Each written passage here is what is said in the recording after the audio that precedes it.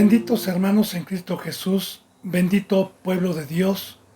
Es una alegría, un gozo que Dios me esté permitiendo un bendito día más, poder compartir, poder trabajar en su campo, en su obra, en estos últimos tiempos de apostasía, en estos últimos tiempos de necesidad, a todo aquel que tiene hambre y sed de justicia, y ponerme a los pies de Cristo Jesús, habiendo ya orado a Dios para que me permita esta bendita riqueza de sus labios, habiendo ya orado a Dios y pidiéndole que me perdone si tengo pecado de ignorancia, porque vengo con conciencia limpia delante de Dios, de Cristo, para que me pueda utilizar y pueda dar un fruto verdadero de esta bendita palabra, aunque seamos pocos proféticamente, bendito hermano y bendita hermana.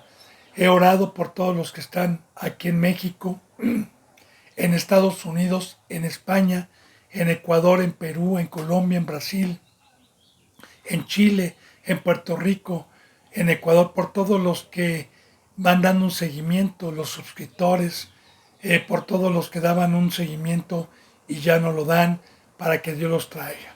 Así que me pongo a los pies de Cristo Jesús para continuar con la enseñanza número 109 de Salmos 78. Salmos 78, 43, repito, Salmos 78, 43. Y en este Salmo 78, Dios nos está poniendo un ejemplo profético, como en toda la bendita palabra, de este pueblo que salió de Egipto, ya profetizando la llegada de nuestro Señor Jesucristo, todas las bendiciones que Dios nos trajo en el desierto una vez que nos sacó del mundo, una vez que nos sacó de Egipto, y también proféticamente el pecado, la apostasía, la desobediencia.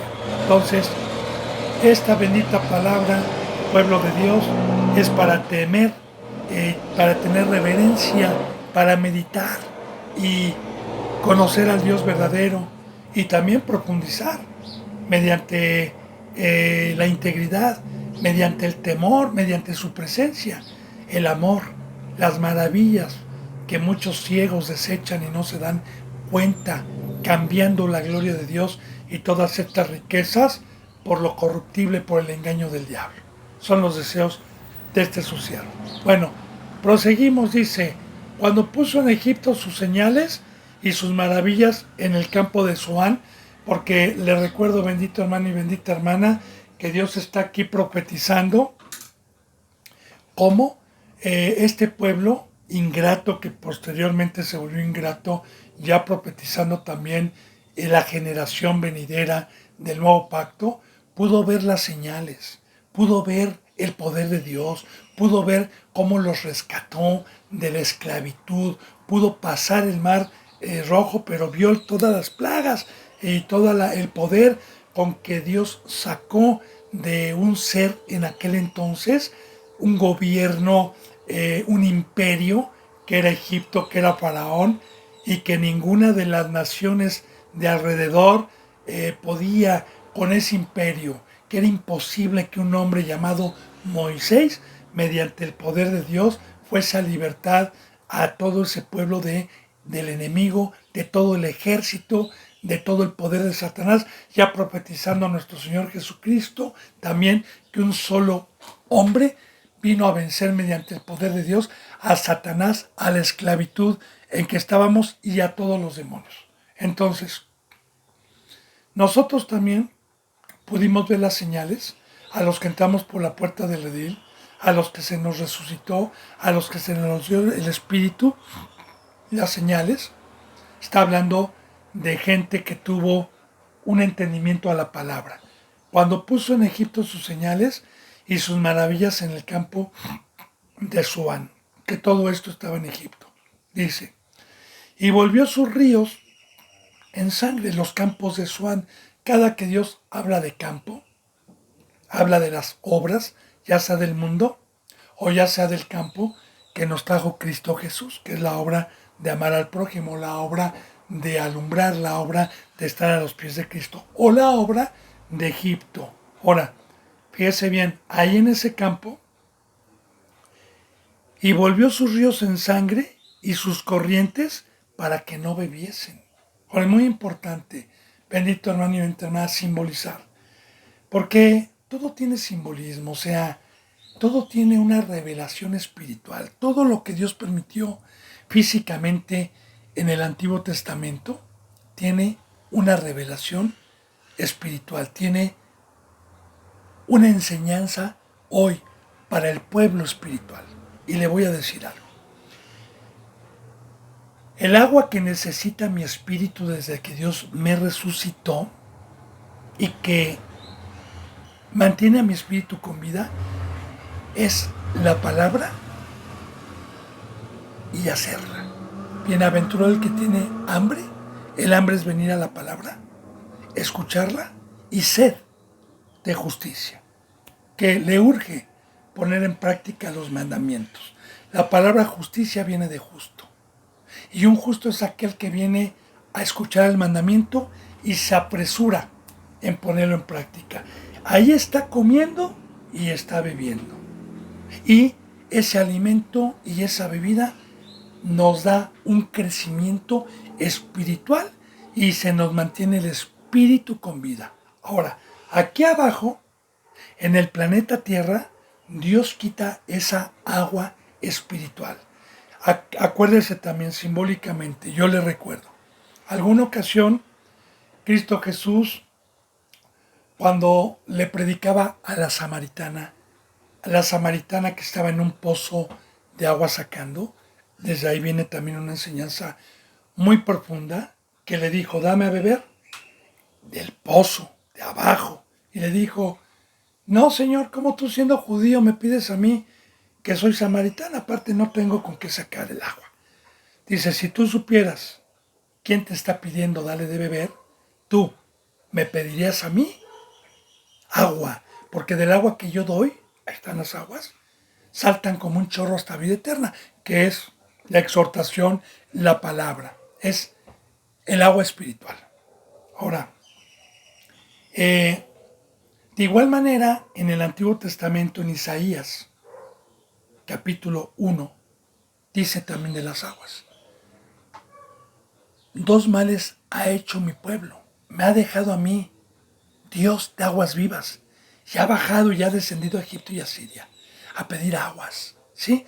Porque el agua de aquí abajo, que es la de Satanás, que es la corriente de este mundo, que es el campo de Zoán, que es Egipto, es de carne, y su alimento y su bebida de Satanás. Recordemos, los dos reyes, tanto Cristo como el diablo, bíblicamente, tienen comida y tienen bebida. Los dos. Bueno, entonces, el agua de Dios es la exhortación, la amonestación de la verdad para mantener nuestro espíritu con vida. Ahora, ¿qué es que convirtió los ríos en sangre? ¿Cuál es la enseñanza? ¿Cuál es el simbolismo? Ok, todo aquel que quiere beber de allá, de las aguas de abajo, no sirven para el espíritu, mas sirven para consagrar nuestras vidas en el campo de Zoán. Sirve para ser esclavos, porque las corrientes del río, hemos visto que es la corriente es la mesa del diablo. A los que han dado un seguimiento, qué bueno, y a los que no, les incito a que empiecen con Salmos 1, para que vayan comprendiendo a lo que ya se ha explicado. Entonces, o tomamos la copa del diablo, que es consagrar su vida en su obra, o tomamos la copa del Rey de Reyes, que es consagrar nuestras vidas en la cruz y derramar mi sangre a Cristo Jesús y no al diablo. Entonces, las corrientes de los ríos que están abajo son para morir, son para alejarme de Dios, son para consagrar mi vida. Y vuelvo a repetir, esa bebida espiritualmente no, a la carne sí, pero al espíritu no me sirve. Entonces, toda esta revelación tiene la bendita palabra. Cuando puso en Egipto sus señales y sus maravillas en el campo de Zoán, y volvió sus ríos en sangre y sus corrientes. Aquí habla de corrientes. Recordemos, hemos visto que una corriente jala, una corriente arrebata. Y estamos hablando de estos últimos tiempos, de la corriente del mundo, ¿verdad? Facebook, Internet, soberbia, codicia, avaricia, etcétera. Que muchos cristianos han sido arrebatados por esa corriente y sus almas y sus vidas ya no están derramadas para los pies de Cristo, sino están para Satanás. Dice, para que no bebiesen, ¿verdad? Espiritualmente hablando, hablando espiritualmente. Porque claro, bendito hermano y bendita hermana, que los que se aferran a estar en Egipto van a beber de eso. Ahora, el pueblo vio esto, el pueblo vio estas señales. Esto quiere decir, fíjese bien, aquí por ejemplo, el tiempo que Dios me ha permitido el privilegio de exponer su bendita palabra, yo he visto cómo los llamados, después de unos meses, daban gloria a Dios, viendo las señales y las maravillas y entendiendo la bendita palabra. Entonces, ¿por qué es lo que vamos a ver? Que aún viendo todo eso, fueron ingratos a Dios. Bueno, entonces dice, volvió sus corrientes para que no bebiesen, envió entre ellos enjambres de moscas que los devoraban y ranas que los destruían. Ahora, dos simbolismos de animales. Mire, las moscas, no sé, aquí en la Ciudad de México, tenemos moscas en tiempos de lluvia. Son molestísimas, o sea, pican, no dejan comer, se paran, son molestas, sobre todo cuando hay mucha mosca. Y digo, aquí en la Ciudad de México tenemos pocas, pero hay algunos lugares como África, hay algunos lugares selváticos donde, olvídese, son molestas. Ahora, y son aparte sucias, porque se paran en el excremento, traen muchísima porquería. Ahora bien, las moscas simbólicamente representan en la vida de un ser humano demonios, demonios, que son molestísimos y son inmundos, y son molestos, y no nos permiten vivir una vida en paz. Ahora, trajo enjambres, y enjambres es, pues bueno, usted conoce un enjambre de abejas, o sea, acuérdese, bendito hermano y bendita hermana, que Dios nos habla de ángeles caídos y que nos habla que Satanás se trajo a la tercera parte de los ángeles. O sea, la bendita palabra nos enseña que la creación del tercer cielo es mucho mayor que los seres humanos. Dios nos habla de millares y de millares de ángeles que Él creó en el tercer cielo. Y de esos millares de millares, Satanás se trajo la tercera parte. Entonces, cuando uno, allá en Egipto, allá en el mundo, de ahí nos sacó Dios, ¿verdad? Cuando uno no quiere salir del mundo, ahí hay enjambres de demonios. Abajo hay enjambres de demonios. Está la corriente del río para consagrar mi vida al diablo y no a Dios. Entonces también habla aquí, envió enjambres de moscas que los devoraban. Y la palabra devorar, pues el alimento de Satanás es el polvo. Son los que están en esclavitud. También Dios pone el simbolismo de oso, de leopardo, de lobo, de león, que devoran. Bueno, que los devoraban. Y ranas que los destruían. Pues que las ranas simbólicamente representan en algunos lugares como simbolismo una plaga que destruye áreas verdes, que destruye plantíos. Son,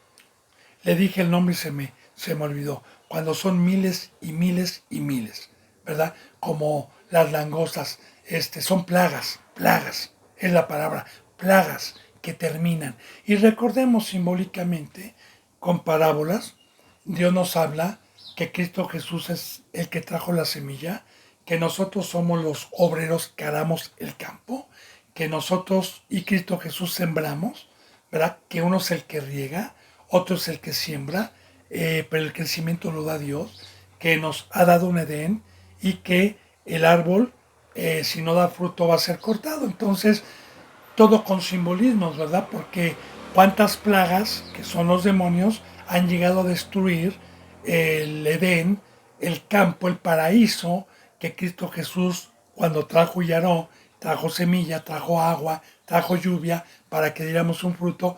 ¿Cuántas iglesias hay ya destruidas por esas plagas? Que vamos a seguir viendo las plagas. Entonces, todos estos animales representan plagas. Y muy importante, bendito hermano y bendita hermana, hay muchísimas congregaciones que no son de Dios, que no tienen revelación y que matan a las víboras, que tienen por inmunda las ranas, los sapos. Hermano y hermana, son simbolismos que Dios pone. Los animalitos no tienen la culpa, son de Dios, los hizo Dios. Y todo animal sirve para un equilibrio del ecosistema, sirve para vivir. Todo animal que Dios hizo es bueno. Entonces, cuando usted ve una rana, cuando ve usted un sapo, no. Dios usa simbolismos. También recuerde, usa como simbolismo Dios el puerco y el perro para simbolizar a los inicuos, a los impíos, por la actitud que tienen los perros, de que son sucios, igual los puercos. Pero esto no quiere decir que nosotros no podamos tener un puerquito, un perrito en casa. Esto no quiere decir eso. Bien, igual los búhos. Claro que si yo voy a tener una rana o un búho para simbolizar al diablo, porque muchos así lo hacen, no los cristianos, sino ya en las sectas, entonces sí sería un pecado, ¿verdad? Pues si yo tengo en mi casa un adorno de una ranita, de un búho, ¿verdad? Bonito, y que no lo idolatro ni nada, sino que lo tengo nada más como adorno, vaya, no es pecado, hermano y hermana, ¿sí? Entonces, son simbolismos que Dios utiliza para poder entender con parábolas la profundidad espiritual. Bueno, dice, ranas que los destruían, y también de igual manera, ¿a qué vienen los demonios? ¿Cuál es la función de los demonios? Destruir, destruir. Esto es muy importante. ¿Qué van a destruir? Bueno, Dios me llamó como Noé para empezar a edificar una arca, un templo espiritual, para ir poniendo ladrillo por ladrillo, ¿verdad? Que nosotros somos llamados, como dice en Efesios, que el edificio o la congregación bien coordinada va creciendo hasta ser morada del Espíritu Santo. O sea, el discipulado es construir como construyó Esdras y Nehemías un templo, como Salomón construyó un templo, como Noé construyó el arca, que nosotros vayamos edificando mediante una iglesia, edificando nuestras almas, nuestros cuerpos, con el favor de Dios, hasta llegar a ser templos del Espíritu Santo. El barro, recuerden, las manos del alfarero. Pero estos demonios vienen a destruir lo que Dios ha hecho. Vienen a destruir el templo. Vienen a ponerlo en ruinas. Bueno, ahora esto está en Egipto. Eso ya está abajo. Recuerda que Dios mandó esas plagas y esas plagas siguen hasta el día de hoy simbólicamente en el mundo. No las ha quitado Dios. Bueno, claro que cuando Dios me sacó me las hizo ver. ¿De dónde me sacó? Bueno, entonces dice, dio también a las orugas sus frutos y sus labores a la langosta. Aquí vienen otras dos plagas, la oruga y la langosta, que de hecho también vienen otras citas bíblicas, el saltón, la oruga y la que han devorado. Entonces, la oruga es un gusanito que ya conocemos que come el fruto del árbol. La langosta también termina con plantíos, termina con obras de campesinos, que literalmente y simbólicamente los campesinos somos a los que se nos ha dado el Edén, el campo, para sembrar, ya le dije, para regar. Entonces, Satanás viene, ¿verdad? Porque cuando venga Cristo Jesús, todo árbol que no haya dado fruto va a ser cortado y echado al fuego.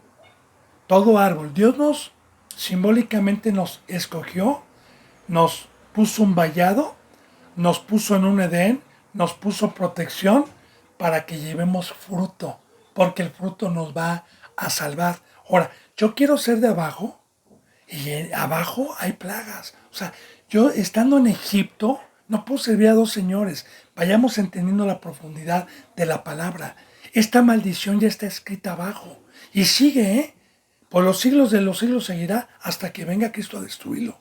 Pero ya está. Entonces, abajo yo quiero bajar, yo quiero estar en Egipto y ahí está la oruga. Ahí está la langosta. No me van a devorar el fruto. Ahora, yo he visto, y vuelvo a repetir, la profundidad de la enseñanza. Los que llegaron a comprender la bendita palabra, y vieron de dónde lo sacó Dios, y pudieron ver lo que hay en el mundo, le daban gloria a Dios, pero después regresaron. Porque dice, vieron todo esto. Bueno, dice, Dios dio también a la oruga sus frutos. Dios dio también a la oruga sus frutos y sus labores a la langosta. ¿Qué labores? La labor viene de obra. De obra. O sea, si yo estoy queriendo servir a dos señores y estoy en Egipto, toda obra de allá abajo no lleva un fruto. Es vanidad. Va a ser vano. No va a servir de nada el día que Dios venga. Bueno, dice en el 47, sus viñas destruyó con granizo y sus higuerales con escarcha. Ahora, otras dos plagas de destrucción. Sus viñas, vamos, ¿qué es una viña? Bien, una viña es un campo en donde se va a sembrar el fruto de la uva, porque en el Antiguo Testamento y todavía hoy, en muchos lugares como en Francia, en España, ¿verdad? Valoran mucho lo que es el vino tinto, el vino de mesa, el vino de tinto, que se hace con uva y que es un vino, porque habían vinos en el Antiguo Testamento muy buenos, como la parábola de las bodas del Cordero, para poder entender el primer milagro, para poder introducir esta enseñanza de las viñas. El primer milagro que hizo nuestro Señor Jesucristo fue en una parte que se llamaba Canaán, que se llevaron a cabo unas bodas hebreas, unas bodas del primer pueblo de Dios de la circuncisión. Y sabemos que en esas bodas había vino y que el vino se acabó. Y que la madre de Jesús le dijo, se ha terminado el vino, Señor. Y ella le dijo, ¿qué tienes conmigo, mujer? Todavía no ha llegado mi hora. ¿Puede entender usted eso? Esa contestación. Cuando María le dice, se ha acabado el vino de esta fiesta de bodas. Y que le dijo, ¿qué tienes conmigo, mujer? ¿Todavía no ha llegado mi hora? Bueno, el vino hemos visto que representa la sangre roja, ¿verdad? El vino representa una consagración, representa una copa. La copa en la Santa Cena que Cristo dio a sus discípulos dijo, bebed, porque esta es mi sangre del pacto que será derramada por muchas. Y beber la sangre de Cristo y comer de su sangre precisamente es trabajar en su viña. Hay dos viñas. Una que da uva silvestre, bíblicamente, y que no sirve para nada, que es la obra y el campo del mundo. Es toda obra vana. Es que recordemos que Satanás tiene miles de caminos y que todo camino que me aleja de concentrarme, de meditar de día y de noche, de entregarle mi vida a Dios, de entregar mi vida al prójimo, de trabajar en la obra de Dios, todo lo que me quita tiempo para consagrar mi vida y para mentalizarme, esa es la viña del diablo. Ahora, esa obra, esa copa que Satanás trae, ya está devorada. No va a servir.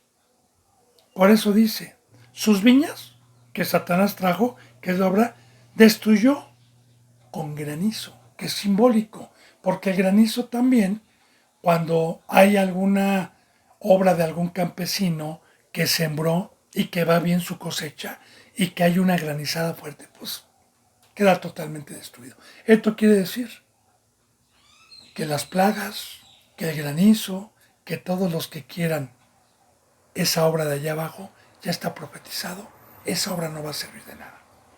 No va a dar un fruto para Dios. Y sus higuerales con escarcha, porque también Dios representa el árbol del higo como el sacerdocio.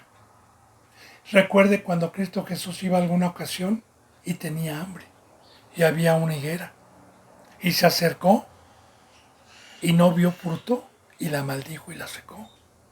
Entonces, de igual manera, los representantes que hoy en día hay, que están en Egipto, están destruidos, su fruto está destruido por la oruga, por la langosta, por el granizo, por la escarcha. Porque un árbol, cuando viene nieve, cuando viene una escarcha, una helada, la quema, no puede dar fruto.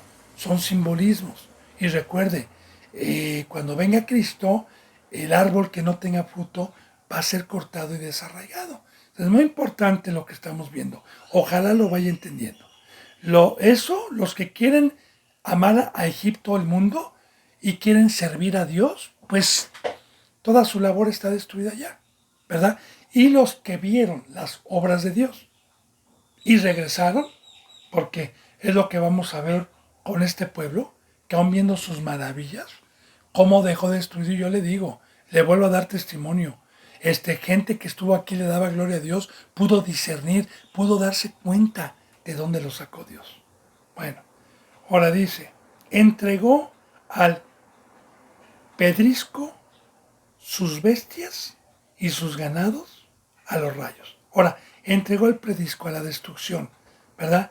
A sus bestias y sus ganados, a la temporada, al mal temporal, el pedrisco, y a los rayos, a la tormenta. Y todo el ganado de Egipto fue destruido, representando también, bendito hermano y bendita hermana, el ganado, el buey, la oveja, representan la obra de Dios. Simbólicamente, alguna ocasión, por ejemplo, Dios decía por medio de Pablo, no pondrás bozal al buey que trilla. Y luego abajo dice, en el mismo versículo, dice, ¿lo habrá dicho Dios porque tenga cuidado de los animales? ¿O lo habrá dicho por nosotros? Porque un buey, un burrito, sirve para arar, sirve para la viña, sirve para sembrar, y de igual manera, ¿verdad? Satanás tiene su ganado, Satanás tiene esas iglesias de prosperidad, esas iglesias terrenales que enseñan a trabajar en el mundo, que enseñan a enriquecerse. Entonces, ya están destruidos. Con los rayos ¿sabe qué representa? Simbólicamente al diablo. Y le voy a decir por qué representa al diablo simbólicamente, según el versículo que estemos nosotros leyendo. Pues también Dios habla de truenos, cuando Dios habla de relámpagos, pero aquí está simbolizando un rayo. Le voy a decir por qué simboliza un rayo Satanás.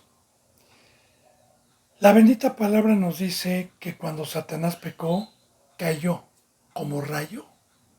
Dios lo arrojó hasta lo más profundo, alejado del tercer cielo, a los abismos, que es el mundo y la fundación que él trajo. Lo arrojó. Dice la Biblia que cayó como rayo. Ahora, usted dése cuenta que Satanás tiene muchos simbolismos. Si usted se mete a estudiar simbolismos, yo me metí a estudiar un día los simbolismos satánicos. Uno de ellos es el rayo. De hecho, usted vea una película, creo que es chino-japonesa, Dragon Ball Z, que todos los simbolismos, todos los nombres que tienen esos muñecos son demonios. Y su imagen es un rayo. Pero bueno, entonces, cuando dice aquí que entregó al pedisco a sus bestias y a sus ganados a los rayos, es que Dios, cuando uno se aferra a estar en Egipto, su señor es el diablo. Los entrega a Satanás, los entrega a los demonios, a la oruga, al a la langosta, al granizo. Y, y en esa obra están destruidos, porque a final de cuentas recuerde que el mundo representa Egipto y que el mundo representa la carne y el monte, la cruz representa el espíritu y la vida. Entonces, los que han regresado para atrás, aún viendo las señales, como este pueblo que ya vimos, que extrañaba las ollas de carne, que aún viendo las señales que Dios hizo, extrañaban esas cosas, bueno, pues Dios nos ha dicho a dónde regresamos, a dónde volvemos. Dice, envió sobre ellos el ardor de su ira. Y yo le digo, bendito hermano y bendita hermana, una cosa bíblicamente es el enojo y otra cosa es la ira. La ira bíblicamente representa un calor que sonroja cuando se desconecta uno y hace locuras. Por decir, un ser humano que no sea cristiano, celoso, que ve a su esposa volteando a ver a un hombre, se puede enojar y quizás le pueda dar una cachetada en el mundo Eddie, no aquí, para poner simbolismos, ¿verdad? Un jalón, pero si ese hombre la encuentra en la cama con otro hombre, entonces ya no va a ser un jalón, entonces se va a desconectar y aunque nunca haya matado a nadie, este hombre se va a salir de quicio porque la ira es en lo que se cega y va a agarrar un cuchillo, un arma y los va a balancear. Y después de que le pase el enojo se va a dar cuenta de la locura que hizo. Pero bueno, no estoy llamando a Dios loco. Simplemente Dios pone simbolismos. Ahora, no provoquemos, dice en el Corintios, no provoquemos como vuestros padres provocaron en el desierto. Y de esto está hablando. No provoquemos, no tentemos a Dios, no lo provoquemos. Y que nos demos cuenta cómo quedaron postrados en el desierto los que le provocaron a ira. Ahora, provocarlo a ira es que te entregue a la oruga, que te entregue a la langosta, que te entregue al granizo, que te entregue a la muerte, que te entregue al diablo. No, recordemos, bendito hermano y bendita hermana, nosotros únicamente somos instrumentos, nada más.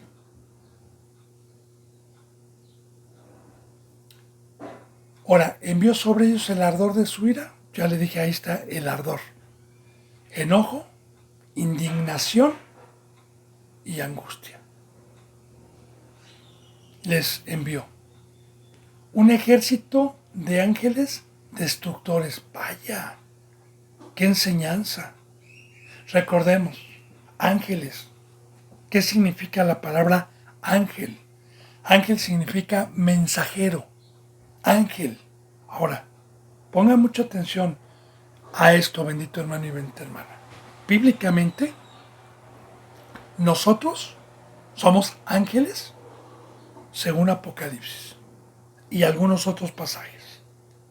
Ángeles, seres espirituales que no son de carne y mensajeros, que para poder nosotros tener el privilegio de llegar a la estatura del varón perfecto, que es llegar a un ministerio, se necesita todo un discipulado que nos enseña a morir a la carne, a apartarnos del mundo, para consagrar nuestras vidas a Dios y ir a dar testimonio, o sea, ir a dar mensaje del camino de la vida eterna. Por eso es que cuando nuestro Señor Jesucristo fue bautizado, se oyó una voz que dijo, este es mi Hijo amado en quien yo tengo complacencia, y descendió el Espíritu como una paloma blanca.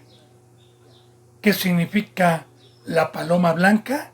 Bueno, usted debe de saber que antes de que subiera la tecnología como hoy ha subido, antes se utilizaban estos animalitos, unas palomas blancas que se llamaban palomas mensajeras, que se les ponía en el piquito una carta y la llevaban al lugar donde tenían que llevarla.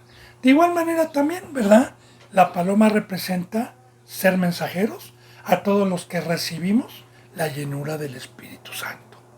Bien, ahora, mensajeros. Satanás es un imitador disfrazado de ángel de luz. También tiene iglesia, también tiene apóstoles, también tiene pastores, también tiene. Ahora bien, si yo, bendito hermano y bendita hermana, sé y vi las obras y sé la destrucción que Dios dejó en Egipto y cómo dejó Egipto, profetizando el mundo,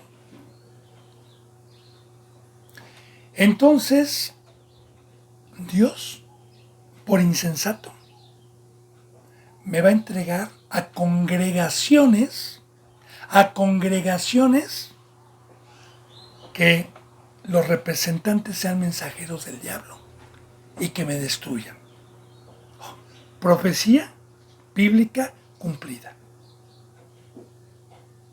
Porque estos son mensajeros del diablo, que enseñan la prosperidad, que enseñan mentira, falsos profetas, disfrazados de ángeles de luz, disfrazados de ministros de Dios, pero son de Satanás. Y sí, ya hemos visto a los que han dado un seguimiento, que Dios les da el justo pago a todos los que aman, a todos los que están como la esposa de Lot, a todos los que están deseando la carne. Dios dice, sí, pues ándele pues. Lo entrego a esas congregaciones de ángeles para que queden destruidos. Bueno, entonces dice, en su enojo y indignación los entregó, envió sobre ellos un ejército de ángeles destructores, un ejército, como dice en Timoteo, vendrán tiempos peligrosos donde se amontonarán maestros enseñando, se amontonarán. En Pedro también dice, así como hubo falsos profetas, habrá falsos profetas, o sea, muchos, así como es en primera de Juan, ¿verdad? Habrán oído que viene el anticristo, pero yo les digo que han surgido muchos. Ahí está un ejército. Entonces, meditemos, bendito hermano y bendita hermana. Ahora, dispuso camino a su furor. No eximió la vida de ellos de la muerte, sino que entregó su vida a la mortandad. Ahora, dispuso el camino de ellos, porque ya está escrito. Recordemos, Deuteronomio 27 y 28, Dios nos habla, aquí te pongo hoy la maldición y la bendición, la vida y la muerte. Tú sabes qué escoger porque mi libro está sellado. Y yo he dispuesto que todo aquel que después de ver mis señales se asemejó a este pueblo, he dispuesto dejarles en un camino de mi furor. Que el camino del furor son los abismos, es el mundo, es donde está Satanás. Ahora, dispuso camino a su furor, no eximió la vida de ellos de la muerte, no perdonó. El pecado paga un salario y es la muerte. No, o sea, no los eximió, ya no los rescató de la muerte. Y recuerde, bendito hermano y bendita hermana, la muerte es estar separados de Dios. La muerte es no tener su espíritu. La muerte es que el espíritu que fue resucitado por Dios mediante la credulidad, cuando quise arrepentirme y salir del mundo, se me resucitó el espíritu, como dice Dios, mi Padre está buscando adoradores de espíritu, espíritu. Ahora, también me mata el espíritu. Se acabó el espíritu.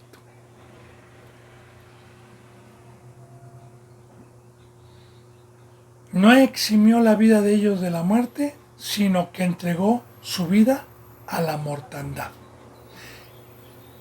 Y la palabra mortandad viene de mortal.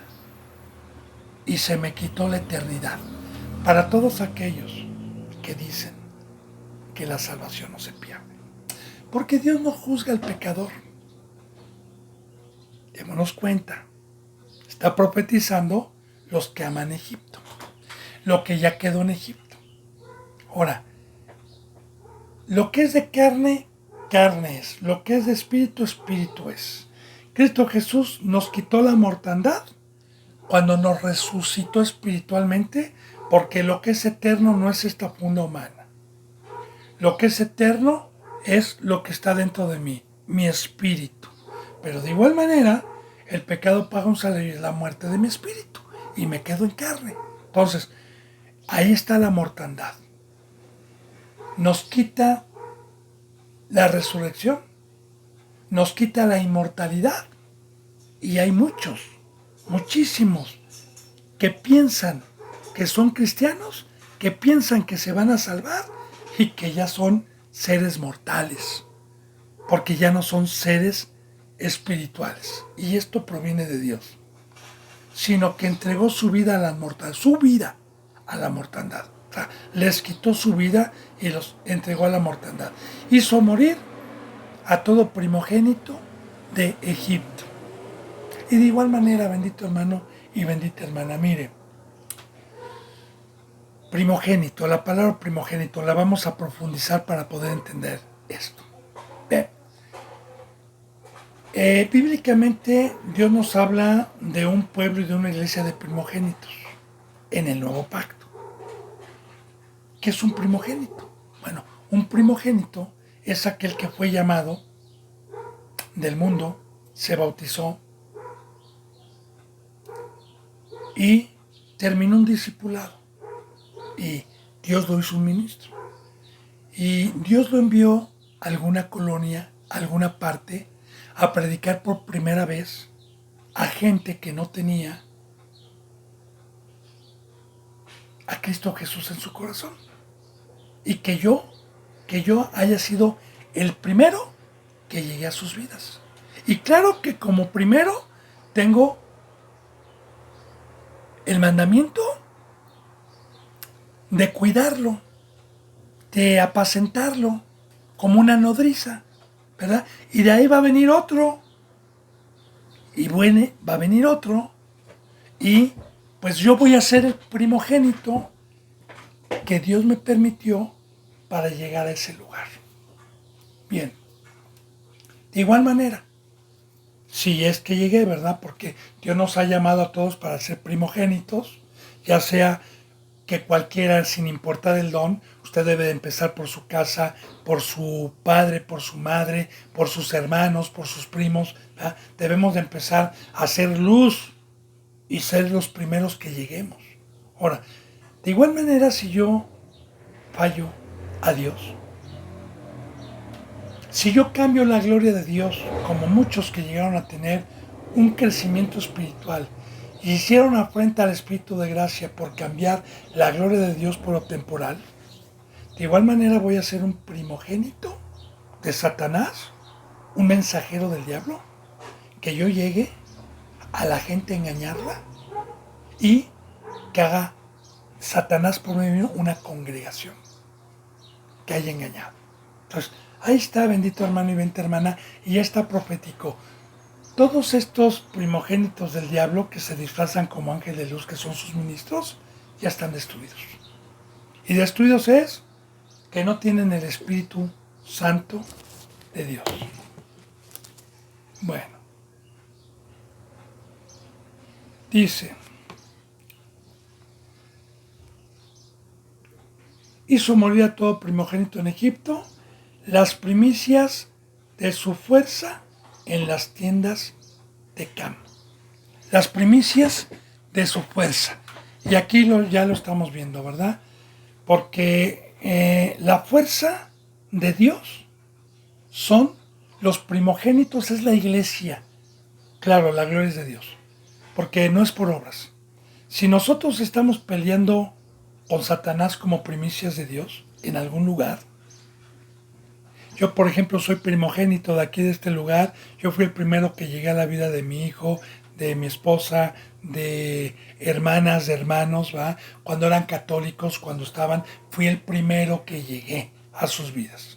Ahora, esas primicias que dice aquí, de su fuerza, porque en su momento estaban peleando contra Satanás, en su momento tenían la fuerza de Dios. Bueno, esas primicias de su fuerza las entregó a las tiendas de Cam o en tiendas de Cam. Bíblicamente, ¿quién es Cam?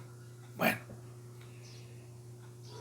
mire, para poder explicar bien y que entienda bien esto, vamos a remontarnos desde Génesis, cuando entró el pecado al mundo. Y por el pecado, la muerte. Adán y Eva. Dios profetizó dos pueblos. Una a la serpiente y otra de la mujer. La de la mujer representa la descendencia de Cristo. Y la de la serpiente, los que regresaron a Egipto. Dos pueblos.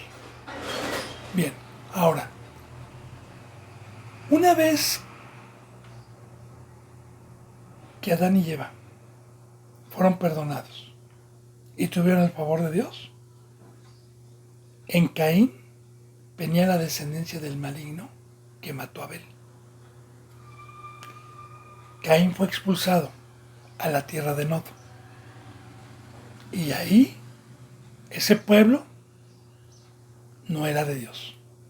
Y Dios tuvo o mandó un tercer hijo, a Adán y a Eva, llamado Set, los cuales alababan a Dios. Ahí empezaron los dos pueblos.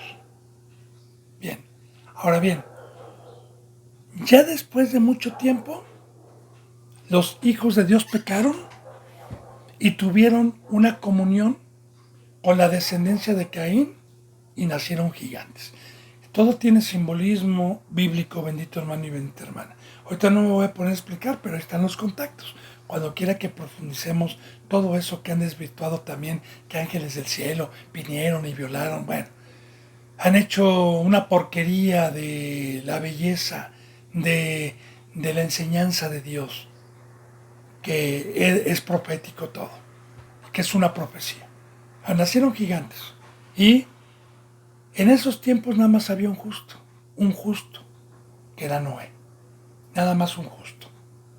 Y la descendencia de la serpiente se había multiplicado. Dios destruyó con un diluvio a toda la maldad y quedó Noé con su esposa, con sus 3 hijos y sus 3 nueras. 8 personas en total fueron salvadas. Terminó la maldad, pero la profecía de Dios de 2 pueblos venía en uno de los hijos de Noé, de los 3 hijos, porque ya Dios lo había profetizado, ¿sí? Ya venía. El primer hijo, el más grande, el primogénito, fue Sem. El segundo fue Cam y el tercero fue Jafet. Bien, de Cam viene la maldición. De Cam viene Nimrod, el primer hombre cazador que hizo la Torre de Babel. Y de Cam viene la genealogía de los cananeos, de los filisteos. Bueno, ya profetizando Dios, que también aquí, con Cristo Jesús, los que hemos entrado por la puerta del redil, estamos predestinados, como Judas, para ser hijos de perdición o para ser hijos de Dios. Pero nosotros escogemos, no Dios, nosotros escogemos. Como dice también en Romanos 9, ¿verdad? Que Dios tiene misericordia de quien quiere y de quien no quiere, no tiene misericordia. Habla, por ejemplo, de Saúl, de Jacob cuando estaban en el vientre de su madre, que todavía no habían hecho ni bien ni mal, cuando uno ya había estado predestinado para ser maldecido, para que el mayor sirviera al menor. De igual manera, desde el vientre de mi madre, yo estoy predestinado y usted también, para bien o para mal, según la conciencia que usted tenga. Si es para ser hijo de ira o para ser hijo de verdad. Entonces, aquí habla de Cam, ya le dije quién profetiza hoy Cam. Hoy Cam profetiza y las tiendas de Cam profetizan a los hijos del diablo. Las primicias de su fuerza las dejó en las tiendas de Cam. Luego, número 52. Hizo salir a su pueblo como ovejas. Es muy importante, vamos a meditar.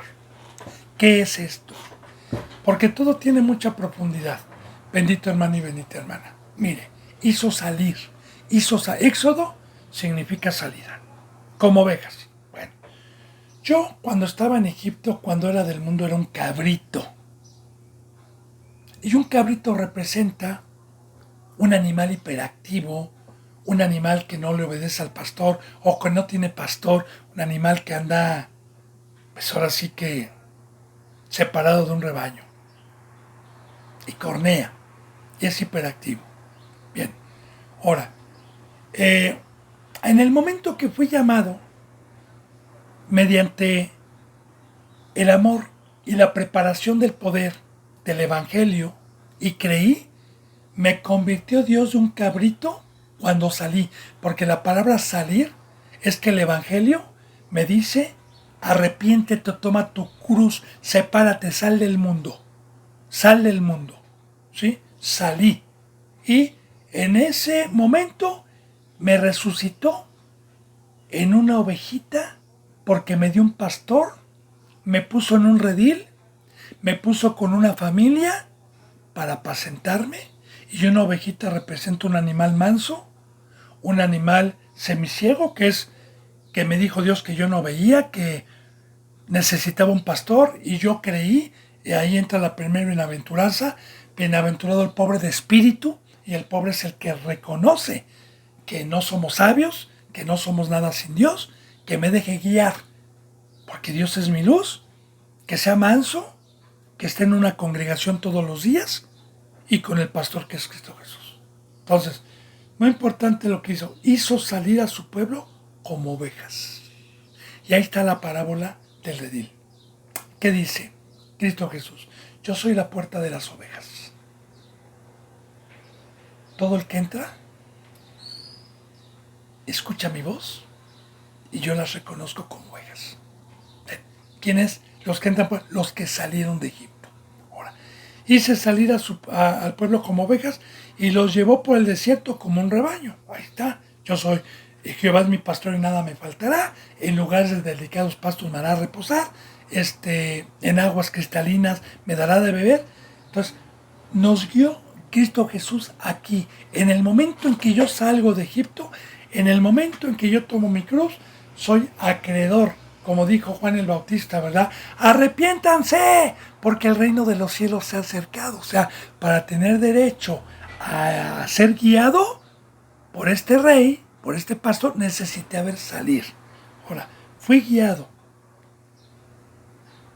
Los guió, los llevó por el desierto como un rebaño. Y muy importante, bendito hermano y bendita hermana, meditemos siempre en la enseñanza.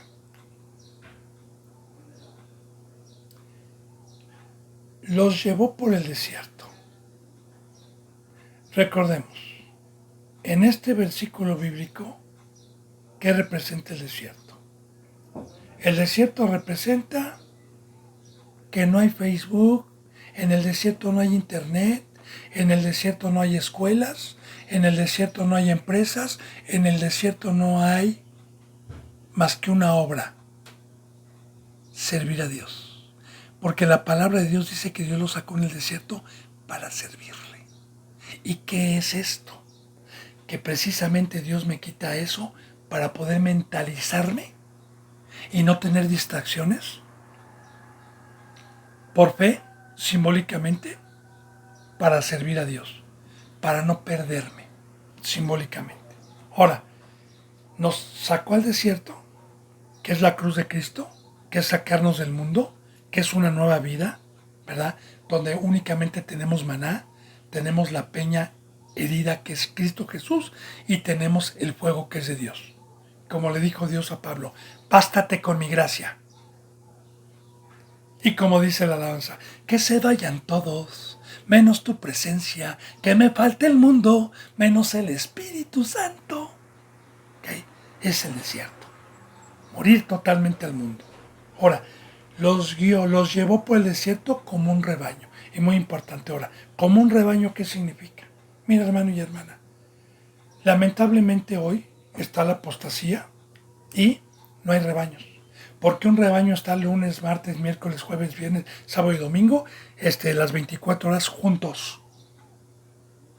juntos, pero no revueltos. Aquí, por ejemplo, Dios, por la obediencia, por el hambre, nos ha permitido y nos ha añadido un lugar donde estamos juntos todos los días, en una misma construcción. Un cuarto para las hermanas, un cuarto para nosotros, los hombres. Pero a final de cuentas, nada más nos despedimos en la noche para dormir y descansar, pero desde que Dios amanece estamos juntos en la obra. Un rebaño, guiados, cosa que también hoy ya no lo hay. Y recuerde, ahí están mis contactos. Nunca me han hablado porque ¿sabe por qué? Porque me toman como loco. Pero, ok, como dice la bendita palabra en Corintios, ¿verdad? Porque la locura de la cruz es locura para los que se salvan y poder para los que creen. Pero para el que tenga hambre y sed de justicia, ahí están mis contactos para que si quiere que yo profundice, que somos un cuerpo, que tenemos que estar juntos, que lo que hoy hay es un engaño, adelante, bendito hermano y bendita hermana. Al que sea manso y al que tenga hambre. Ahora, los llevó por el desierto como un rebaño. Los guió con seguridad, de modo que no tuvieran temor, y el mar cubrió a sus enemigos. Ahora, los guió con seguridad para que no tuvieran temor. ¿Guiarnos a dónde? A la vida eterna. Acercarnos al monte. A guiarnos sin temor, porque quiero decirle también que en un desierto sin guía me pierdo. Imagínense nada más, sin brújula. Me pierdo. No conozco el camino, pero Dios conoce el camino. Ahora, ¿cuál es el temor? Salir de Egipto a un desierto. Y como salió Abraham, sin temor, que nunca había Abraham cruzado el desierto, pues Dios lo guió hasta llevarlo de Ur de los Caldeos, de Mesopotamia, hasta la tierra de Canaán, la tierra prometida. ¿Quién lo guió para que no se perdiera? Dios. Aquí, por ejemplo, en México, muchos migrantes que vienen de otros países llegan a la frontera y muchos escogen pasar por el desierto. Pues muchos han muerto cuando no tienen un guía. Muchos han muerto. Ahora, así representa esto.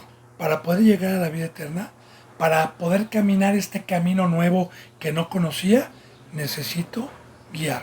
Y necesito tener la plena certeza y necesito tener la fe que Dios me guía con seguridad de su diestra, de modo que no tengo temor de estar en el desierto y de perderme. No tengo temor, porque la fe es creer que las promesas de Dios son fieles. Dice, y el mar cubrió a sus enemigos. Y efectivamente, ¿verdad? Una vez que los carros de Faraón salieron detrás de este pueblo que salió del mundo, que también representa hoy el bautizo y tiene muchísima enseñanza esto. Los carros de Faraón fueron tragados por el mar. Y le explico. En el momento, bendito hermano y bendita hermana,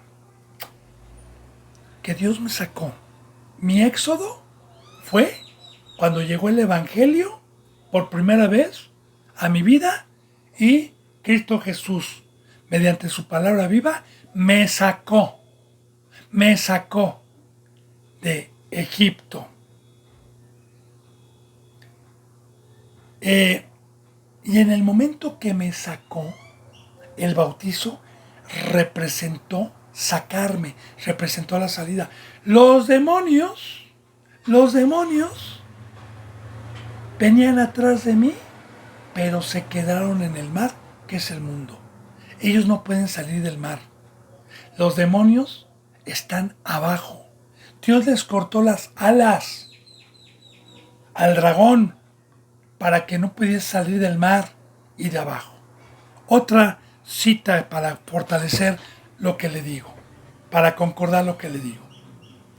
Alguna ocasión, Cristo Jesús pasó a una tierra llamada Gaza, de los Gadarenos, y encontró a un endemoniado que tenía una legión de demonios. Bueno, el demonio tuvo horror y temor y le dijo: si nos sacas de aquí, permítenos ir a esa pira de cerdos. Había una manada de cerdos, una pira de cerdos, más de 2000 cerdos. Y Cristo Jesús les dijo: vayan. Ahora, los cerdos que representan bíblicamente a los que regresaron para atrás, a los que fueron sacados de Egipto, pero regresaron al cielo, como el proverbio, como está en Pedro, porque un cristiano que lo limpió la sangre de Cristo Jesús y volvió a ensuciarse es un puerco, regresó al vómito. Ahora, eso representa en los gadarenos, los inicuos, los impíos, que Dios permite entregarlos a las langostas y a las ranas. Entonces, entraron, ¿y qué hicieron los puercos? Se despeñaron al mar y se ahogaron. ¿A dónde nos llevan los demonios? Al mar. El mar es el mundo. ¿Por qué representa el mar el mundo? Se lo he dicho muchas veces. En el mar no hay ley. Y la ley de Dios es un orden. Y recordemos, para que tuviéramos acceso a esta ley, Dios nos sacó con redes del mar y nos trajo a la orilla. Bueno, todos estos simbolismos, bendito hermano y bendita hermana, tienen muchísima profundidad. Dice, entonces, los vio con seguridad, de modo que no tuvieran temor, y el mar cubrió a sus enemigos. Y ya le dije lo que es, ¿verdad? Satanás está bajo mis pies, porque Dios a mí me sacó del mar, me sacó a la orilla, y el que está bajo mis pies es Satanás. Y yo, si no regreso al mar, ellos están en el mar, ahí están en el mar. Si yo regreso al mar, pues entonces, o a Egipto, entonces ahí me quedaré también con ellos. Bendito hermano y bendita hermana, se me ha ido la hora. Yo deseo de todo corazón que la palabra sea de edificación de vida, que dé un fruto, que toque sus corazones. Yo me despido con un abrazo y con el beso del óculo santo. Hasta mañana, si Dios los permite, y gracias.